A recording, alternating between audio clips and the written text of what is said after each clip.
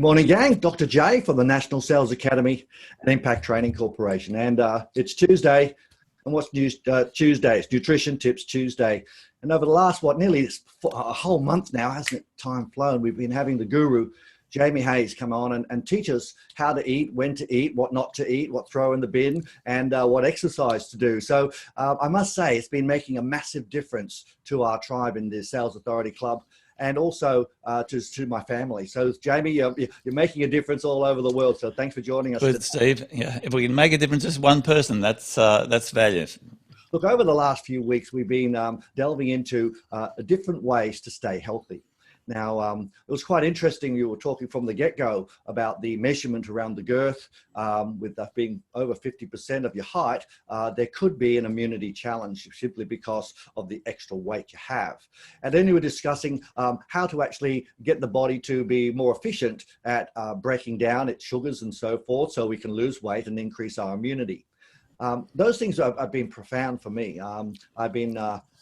It's interesting when someone talks about it, it becomes front of mind. You say, well, how much exercise am I doing? Am I eating with my hands?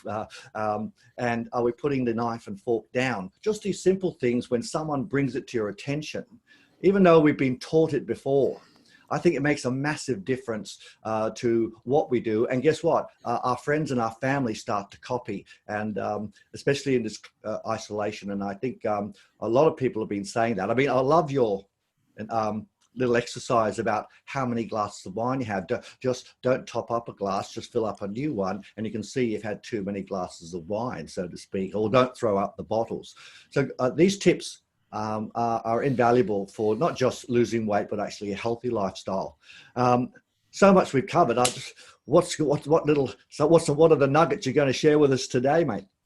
Well, you can't open the newspaper, or that's if people buy a newspaper nowadays, or watch the news or listen to the news, without discussion about how Australia and different countries are managing the curve. But actually, there is one curve that matters, and that is your belly curve.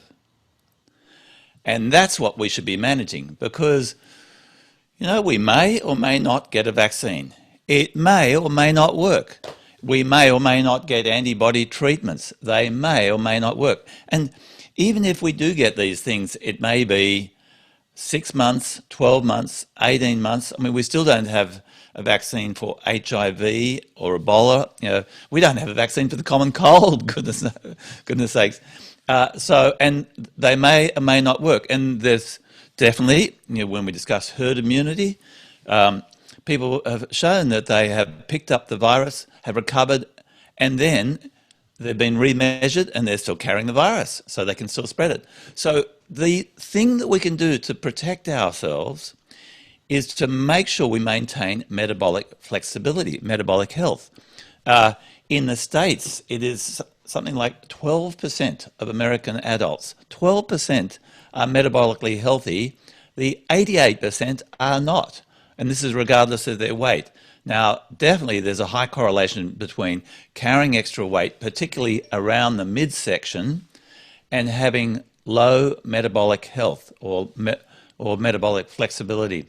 So, and these are typically diagnosed with high blood sugar, high insulin levels, insulin resistance, high blood pressure, and pre-diabetes symptoms, and things like high triglycerides, low HDL, and so there's a whole lot of measures that we can use. But the waistline is fine.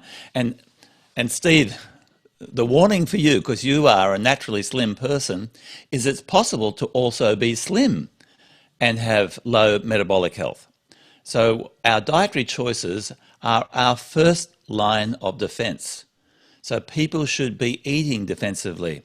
And that's where I say, instead of course we want the country to manage the curve so we don't overrun our hospital system, particularly, our ICU units, but we want to manage our own personal belly curve, and our food choices can make a significant difference to and we use the term immunity, but really it's our body's defenses, our ability to catch a cold and deal with it, our ability to catch the flu and deal with it, the ability to catch coronavirus and deal with it.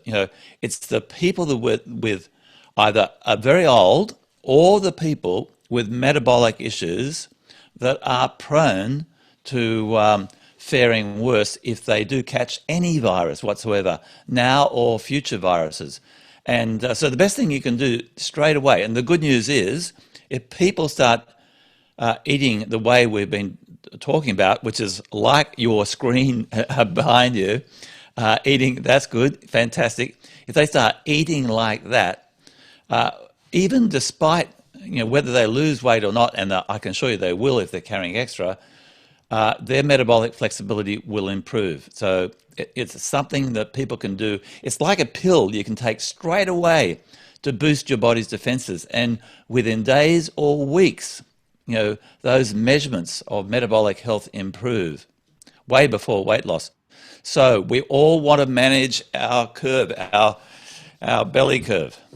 So if we say eating defensively, what are some examples of eating defensively? Now, we can certainly look at some of the things in there, but if there was, as you said, your body tells you what's good and what's bad for it, it's the best judge. However, if we were to put it, I know there's 4 categories, and some people say there's 6 categories, and sometimes the Mediterranean diet is not good for certain people, and there's other types of diets which work better based on their blood and so forth. But if we just do a broad brush, if we were to eat defensively, I will recall you were saying buy things that don't have labels on them, have vegetables that grow above the ground, those sorts of things. If you could give us some of our listeners some let's say examples, I think they would be able to maybe put it into practice.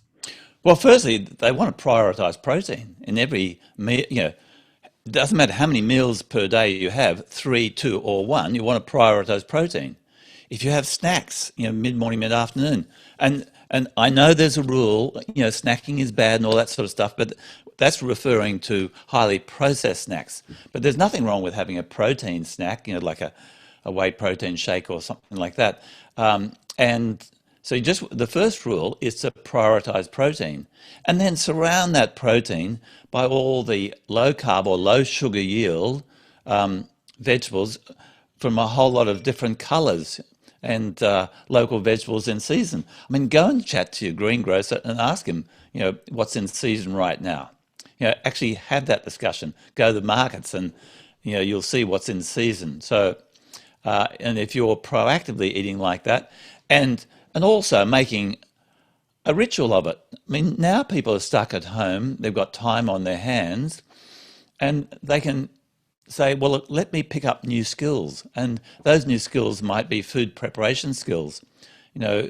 So for instance, this morning, and there's my breakfast. I've just had my breakfast. I broke my rule, which is I normally eat breakfast with a knife and fork. But this breakfast, I'll tell you what I had. I had 1 slice of bacon. It was pretty lean bacon. And I had lamb's fry, which is lamb's liver, chopped up. And then I just simmered that and then had 2 eggs on top of it. So I really did prioritize protein, didn't I? Yeah, and I had some salt on it. And it's absolutely delicious. I love it. Although my wife, Ellen, does not like the smell of liver, I can assure you. And I had a nice quality, black coffee with, espresso black coffee with that and plenty of water. So, and I'm feeling fantastic, so that's great. So prioritize protein, then surround it with all the green leafy vegetables and low sugar fruits, and absolutely that's the way to go. That's a fantastic look. Just having an example of what you do, Jamie, that just makes it really real. I know for me, when people say, oh, you should eat this. And I listened to a wonderful nutritionist the other day, Nant, and she was saying, oh, look, the green smoothies are great. And I've got all the equipment, but I don't know all the ingredients. And then I got told to go and get a Lebanese cucumber and a this thing. And I would have no idea what a Lebanese cucumber is. And so it all becomes too hard. No, well, it's not. It's pretty easy. Just keep it simple. It's pretty easy, but if you prioritize protein first, that's going to make sure that you're not going to go hungry. And it's very difficult to overeat in protein. It's very rare. And Michelin, if Steve and you have dinner, go to some or lunch, go to a restaurant, and he orders for both of you a 400-gram steak, you will immediately say, "I can't eat all that." Definitely. And so women tend to self-regulate with protein better than men. But the trick is getting enough, and often they can, it's very easy to choose meals and snacks that have next to no protein whatsoever. And as we get older, our protein needs go up. If we're trying to manage our weight, our protein needs go up. So, it's really, that is really important. If you want to manage your curve, your body's defenses, not the country's curve, but your curve, you need to eat like this, and so that you maximize your ability, your body's ability to defend itself. Isn't it interesting, Jamie, as people get older, especially and get into their 40s, 50s, 60s, and on, what happens, what I found, and you might have found differently, but I find that a lot of people like to, they don't want to spend a lot, unless they love cooking, don't want to spend a lot of time in the kitchen. And what happens is they start eating cereal. It's an easy meal. They put some cereal, they'll have some milk, maybe some cornflakes or whatever, wheat bix and so forth, and they have a stable diet of breakfast cereals and things that are really easy to eat. For instance, biscuits and stuff like that, and that becomes and it gives them a sugar spike, fills them up with lots of carbs, but it has almost no protein. And I'm finding a lot of people, especially in their 60s and 70s. What I know anyway, really do have a little snack every now and then on some cereal, and it's quite. A lot of cereals are bad for you. Well, definitely, and I suffer. I haven't disclosed this before. I suffer reactive hypoglycemia. Now, Steve, you might recall when we were living in Sydney, and we went and did the, I won't mention his name, TR seminars, and finished with a day at the end, which was all the health day, and Elle and I decided to go completely vegan, which is very low protein with all cereals and grains. Guess what? I start putting on weight around the midsection. I started feeling run down. I started to feel hungry or hangry, which I was hangry because what would happen is I would eat a breakfast of cereal and toast like you described. My blood sugar would go up, but my body would over-respond, reactive hypoglycemia, and my blood sugar would go down low, stimulating appetite. And so on Saturday, and maybe I was teaching half a dozen aerobics classes during the week, and on Saturday we'd go to the baker, buy beautiful fresh bread, cut thick. I can smell it, beautiful, and because we were vegan, no protein, it was all sort of salads and stuff on top of that. And I would have that for lunch, and really big, thick ones, at least two of those. 60 minutes later, I am falling asleep. Ellen said to the boys, "Oh, Daddy's been busy teaching classes. He's tired." I wasn't tired. I had taken a drug called food, which was too much carbohydrate that my body could tolerate, and my body over-responded, sending me to low blood sugar.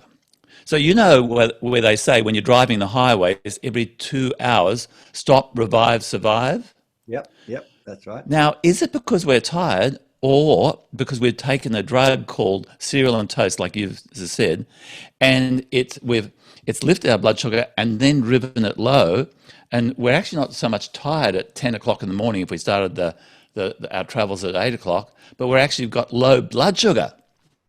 But if they had a meal like I had this morning, that's far less likely to happen. If you've got metabolic flexibility so that you can access your own stored body fat for fuel, you can skip a snack and skip a meal and you feel absolutely fine. So we haven't had a toaster in the house for probably 15 years. I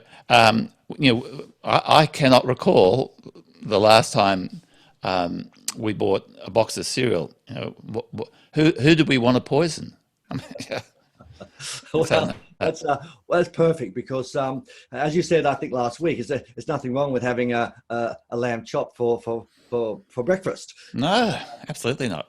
All that, Absolutely. the carbohydrates and those cereals and so forth can be detrimental. And as with yourself, you started to fall asleep, just having low blood sugar, and it didn't work for you. And then you've obviously switched to a much higher in protein and less in carbs. You train every morning. I've seen you. You do your resistance training, you do your swimming and so forth, and very early, and then you do all your work. And you start very early, and you're always full of beans. So. And you've got a 32-inch waist, and you're all good to go. Thank you. Now, Steve, I've got to just make mention to a call out to my friend Eric. He's a dentist. He's a holistic dentist, but he also, he does resistance training with his wife too. And I asked him. I said, Eric, which teeth should I floss? And he smiled and said, Jamie, you only need to floss the ones you want to keep. And so the same question is on our muscles. Which muscles should we exercise with resistance training to stay strong? Only the ones you want to keep. So I think part of a good eating plan is to have a good strength training plan as well. To maintain body strength, and because that helps maintain our metabolism. Our muscles are the sugar sinks of our body. If you want to prevent insulin resistance, one of the key strategies is to maintain the strength of your muscles. And Steve, I can tell you something about you. You earn your living from your neck up. I mean, we typically do, with your intelligence and communicating and things like that. But it's from the neck down that makes a huge difference. And so if it's one vitamin pill you want to add, is strength training. So it really is a key nutrient. Now, Steve, this morning, because you're interested in psychology, I thought I would just talk about eating from a psychological point of view or emotional point of view. Do you recall the book called I'm Okay, You're Okay? Yes, I do. Well, I'm glad you do because, you've been a student of psychology pretty well all your life, I'd imagine. In that book, the authors, and I forget the authors, but they looked at 3 different levels of communication with ourselves and with others. And they described these levels of communication as parent, adult, and child. And it had nothing to do with your age. So parent tends to be the belief type communication. Oh, you should finish your plate. Start, eat your meat first or eat your vegetable first, or I believe this. And so it's full of shoulds. And Tony Robbins says people should all over themselves. And often it's based upon the wrong information. My parents went through the Depression. Your parents, your mother probably went through the Depression. And so they absolutely finished their plate. They didn't waste a morsel, not one morsel. And so they developed these survival beliefs, and so that their conversation on their food beliefs was very much at that belief level or parent level. Now, let's flip from adult down to child. Let's think about times we're at a cafe, and Ellen always tells me, look, don't stare at those people, but and there are a couple of older women who are struggling with their weight, and they're ordering a cappuccino, they're putting a sugar in there, plus they've got a cake. And you can see a childlike face on them saying, oh, it's, I'm being naughty, oh, I shouldn't, but it's just a little bit, I deserve it, blah, blah, blah. And you can see this inner conversation, you can see it non-verbally on their faces, this childlike communication, because they're communicating, more feelings-based. And how often do we justify a poor food choice that's going to do us harm by saying, oh, we sort of go into that childlike communication. And the best place for you to live is as an adult in the here and now, saying, yep, I can see myself enjoying it, but it ain't good for me. And it's not to say you're not going to have a pizza now and then or have a cake now and then. Somebody's birthday or whatever like that, or at least having a small slice. I'm not saying that at all, but on a day-to-day basis, it's what you do with yourself 95% of the time that makes the big difference. You've heard the 80-20 rule. Um, so, so we really want to be in that adult communication, which is, it's not emotional, it's not belief based, but it's saying, you know, and I've heard you ask me the question, well, Jamie, how's that working for you? That's taking me to the adult level. So it's good to catch yourself, but saying, am I making decisions, or am I doing things automatically in the parents sort of with inherited beliefs, which I've never questioned those beliefs, or am I justifying, some naughtiness or like that because I'm going down to the child level? So it's really interesting that we've got those three different types of communication styles in our brain, that's controlling our actual behaviours, what we choose to eat. And so think parent, adult, and child.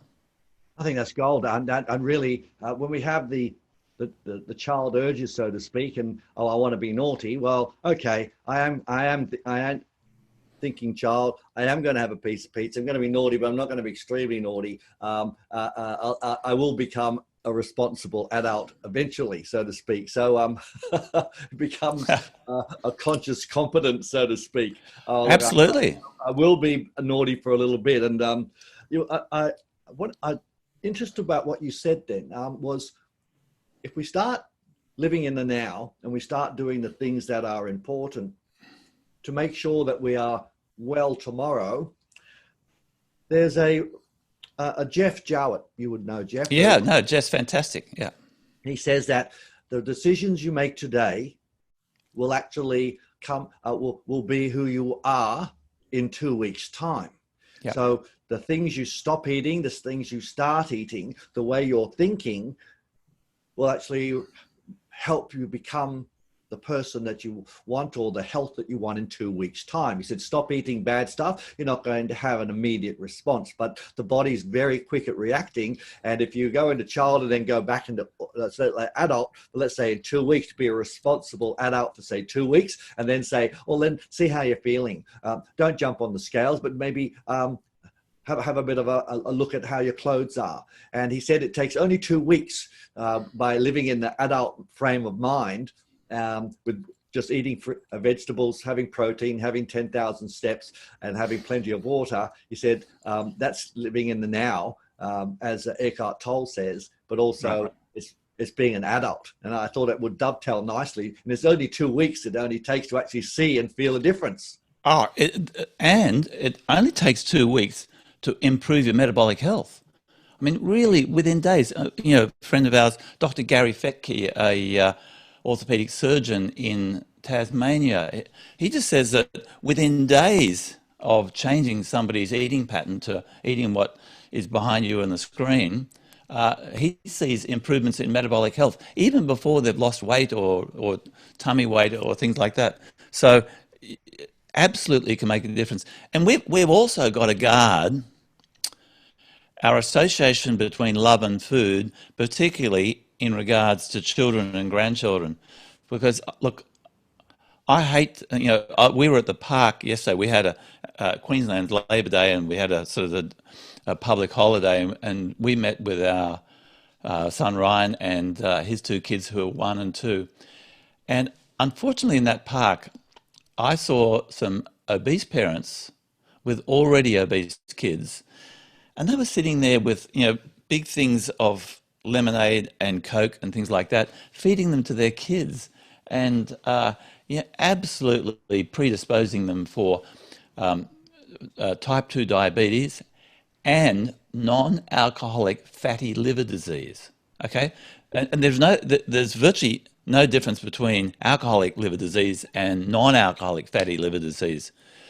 And so they were predisposing their kids to this and sugar addiction, doing enormous damage, and also it's the number one reason for, removal of teeth of kids, So, and I actually suspect that these parents and grandparents are sugar addicted themselves, and are using the excuse of giving their kids or grandkids a treat for their own fix. I mean, suffer the poor children. It is a terrible, circumstance, and you just see it.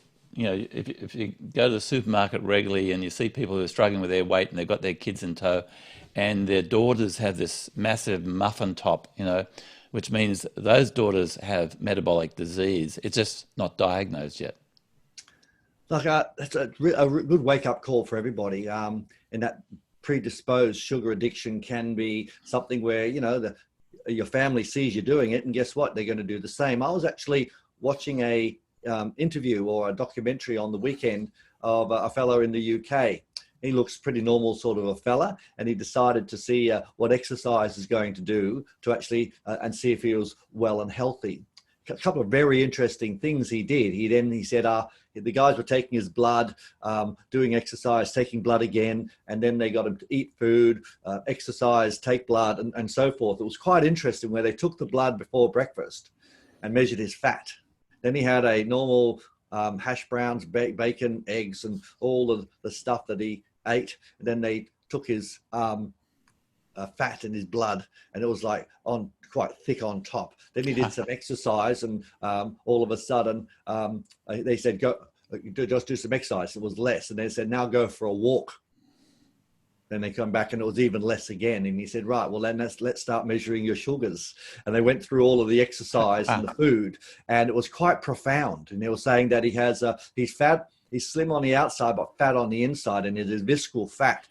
He's predisposed to diabetes. Then they took a MRI of his body and showed where all the fat was in between the organs, especially around the liver. He said, if you don't do something, it's almost guaranteed you're going to have a problem. So it's your food. The exercise is great. It's important, but it's your food. And it was it was very 101, but I think people need to hear that. Yeah, it's called TOFI, TOFI, thin outside, fat inside.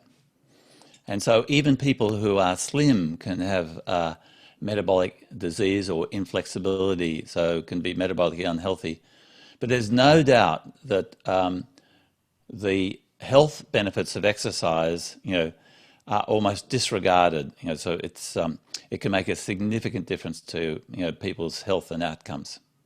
I mean, I know some incredibly strong people, fit people, and they went on to an eVault and had tested their visceral fat. And they were absolutely blown away that their visceral fat was at such a level, even though they were looking great, had a great physique, and also cardiovascularly fit. I mean, they could run a marathon, but they still had a visceral challenge, so they had to make some significant changes. Well, actually, Steve, if you remember back in your old bodybuilding days, there were bodybuilders who were bulking up, and you could still see rippling abs, but their stomach was poking out. They had this visceral fat underneath their abs, So, and you could just picture, I can picture plenty of sort of bodybuilders, and they were just absolutely eating the wrong diet for themselves. Yep. So it can make a big difference. And, what I say is that where exercise does not lead to weight loss, reverse is true. Weight loss leads to exercise. If you start eating the right foods, exercise will become easier for you. You'll be more predisposed to doing it. Terrific. I've got a little message here from Micheline. She said, I survived an engagement and a mother's birthday this weekend, and I'm often controlled by my parent and my child voice. So she really related to that. That's great. Fantastic, Micheline. Yeah. Survivor. Yeah, she is a survivor. And what we need to say is, okay, somebody has pressed or an event has pressed the button in my what do you call those disco machines? The record player. In the cafes, you put the money the jukebox. Yeah, that's right. Yeah. So somebody has actually pressed the button to trigger my normal responses. So in the jukebox, thank you, of our mind and our emotion. And what you need to do is say hello to it. Oh, there you are. There's the trigger. My normal response is this. You just say hello to it. You acknowledge it. Normally, when I get this trigger, I go do this. I eat this. I get uncontrolled, whatever like that. Um, but you just acknowledge it. Say hello to it. Terrific. Well, Micheline, have you got any questions for Jamie this morning? Hi, Jamie. Thanks. Um, yeah, that nugget that you put through about child and adult and parent is really, really interesting. That's something I'm going to work on this week, because when you identify that persona, you can actually start controlling it a bit better. Um, with at the moment, I've been able to prioritize protein, and I'm doing really, really well until I come to the evening, when I realize my meal planning hasn't been sorted proper, especially when I'm working and I'm trying to get on top of things. And when you're learning a new craft, you're kind of in a bit of overwhelm, and you organize one part of your life and the other part of your life seems to dip a little bit.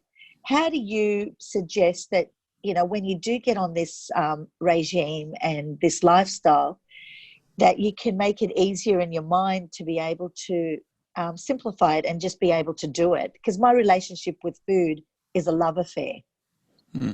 Well, I think you have to be proactive, and we really preach pre-planning your meals, so you're pre-planning your shopping, so you're always surrounded by the foods that are going to support your plan. If that means you use a deep freezer, or some people like to do all their cooking on Sunday for the whole week and put it in containers, whatever works for you. There's lots of different strategies, but definitely you don't want to be caught out hungry without the right foods in your home or workplace, and I know you do a lot of traveling too. So pre-planning that, and you may have some go-to stuff. You might put in a dozen hard-boiled eggs in the fridge, cans of tuna and salmon and things like that, so that there are fallback positions. You may have a low-carb protein bar or low-carb shakes handy. They are helpful. Definitely, I find if you let your blood sugar get low in the afternoon, and there's nothing to eat, suddenly you become vulnerable. So you're chemically vulnerable because you've got low blood sugar at the same time, there's nothing available. So you tend to make poor choices. But you really do want to pre-plan those meals. So you pre-plan your shopping so you've always got it, handy stuff. Or, and perhaps a plan B as well, so you've got something handy. And you need to be able to go to restaurants and be proactive with the choices.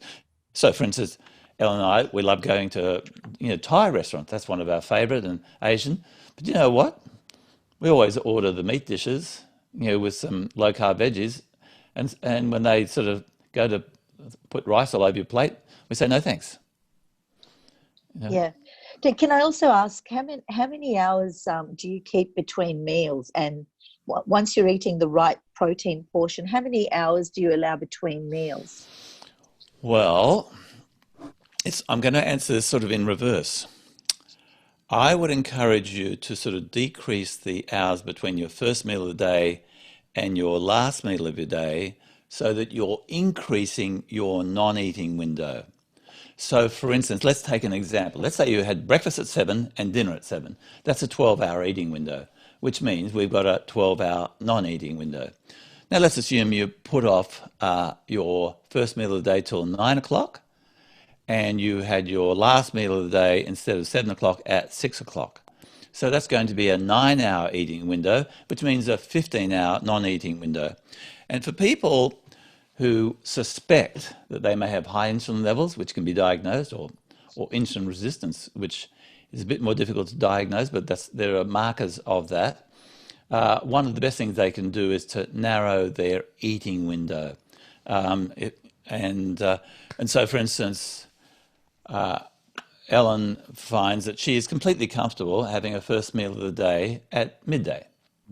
And so she'll typically have dinner at 7, so her eating window is 7 hours. So her non-eating window, is 17 hours, isn't it?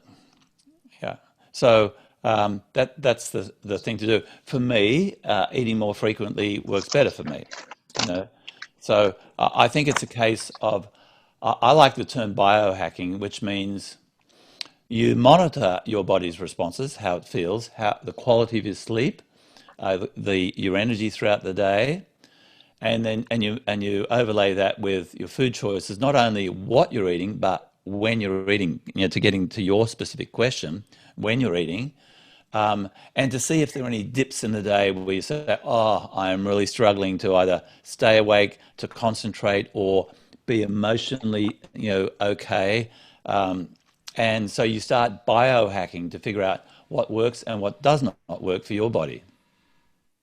I think that's a great answer, mate. What do you think, Micheline? What's Thanks. your action? Great. What are you going to do? What's your action going to take to what Jamie just said that's going to help you?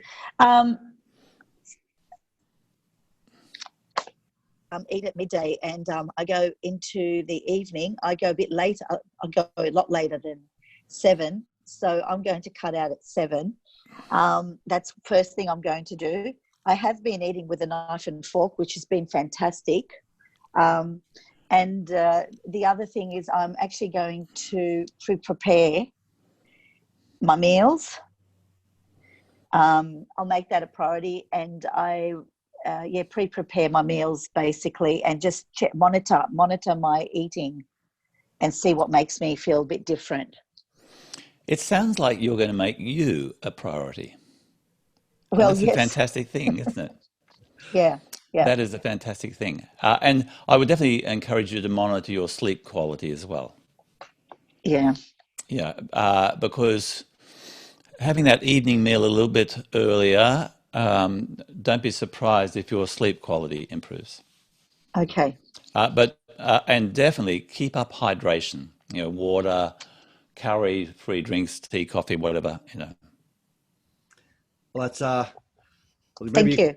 You can maybe get hold of Jamie this week and have that chat. The Ketos program is very strong in all these areas, plus also Diet Flex. So Jamie will. We won't talk about it now, but you can have a chat personally later. Sure, Anytime. that'd be great. Thank you. I'm sorry I was so difficult to get onto. Very busy. No, that's fine, because I got busy as well, and I thought I might have missed it, but that's Yeah, okay. sure. No problem. No, fine. Cool. Well, Jamie, mate, that was absolutely fabulous. All of the things you're talking about all dovetail beautifully for what we've done. We've actually created a little series, my goodness. And great, Micheline, thanks for popping on today and asking the questions. Having questions makes all the difference. So thanks for popping on today. It's been terrific. It's been fantastic. Thank you. Jamie, It's absolutely my pleasure. You just absolutely have all the things that make it understandable. I really find a lot of people go into all this conversation with food and how to do things and make it very difficult. I mean, even, in the industry that we've done a lot of work in over the years. I mean, 30, 40 years now, haven't we, mate? Absolutely. Some people make it difficult. And when it becomes difficult, people don't do it. It becomes all too hard. Even just discussing your breakfast and things that work for you. I think that makes a huge difference to our listeners and people that are going to watch this video. So thanks for sharing and also making it, let's say, doable. Makes all the difference. And message to any of the fitness professionals out there, they need to start embracing this stuff. Absolutely. I mean, it's a profit center, but also helps your clients do a lot better. And by the way, guys, if you haven't spoken to Jamie with regards to his lead machine, if you're in the fitness industry, I've not seen anything that was just so all done for you and works so incredibly well. So if you want to go to Profit Center, talk to this guy here. He actually has it all going for you. So guys, thank you so much for joining us today on Nutrition Tips Tuesday. I'm actually looking forward to even more for next week. So we're going to see what we're going to do. So thanks again, Jamie. I appreciate it. Steve, have a great week and you be well. Terrific. All right, gang, put some things into practice and we'll see you soon. I'm Dr. J. Bye for now.